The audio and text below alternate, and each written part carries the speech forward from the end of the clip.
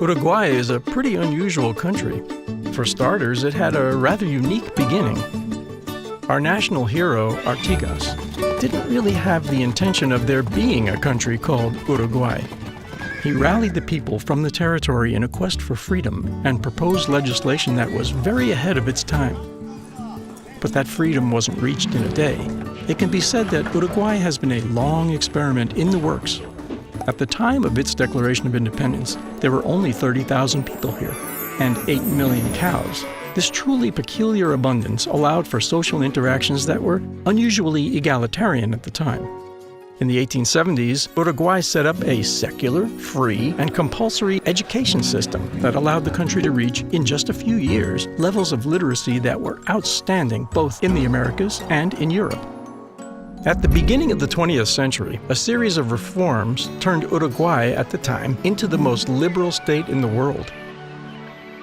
Laws were passed to introduce an 8-hour workday, freedom to unionize and to strike, vacation pay, and Social Security. Freedom of the press, a strict division of powers, and a transparent electoral system allowed for an increasingly tolerant and civilized political life. Women have been able to divorce without having to provide any legal justifications since 1913. Women actually got the right to vote in Uruguay before they did in France, Spain, or Switzerland.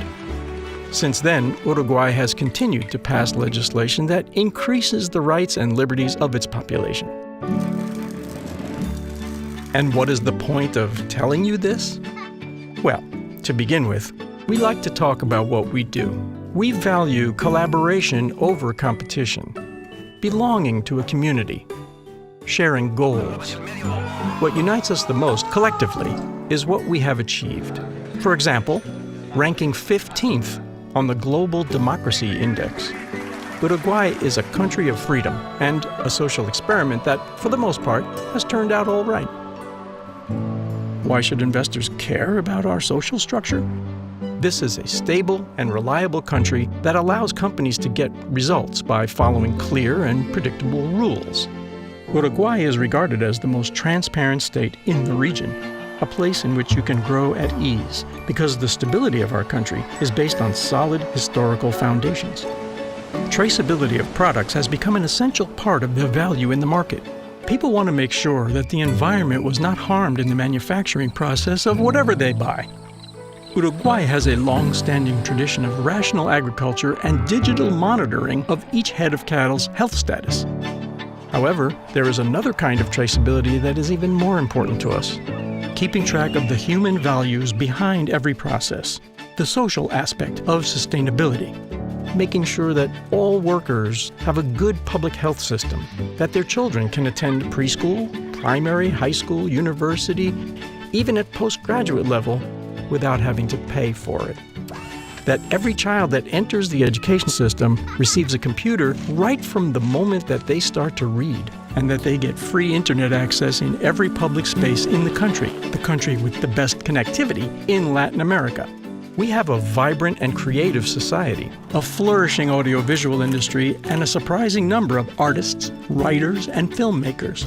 We are the country that publishes the most books per capita in Latin America and also produces many more films per person than the average of the 10 biggest film industries in the world.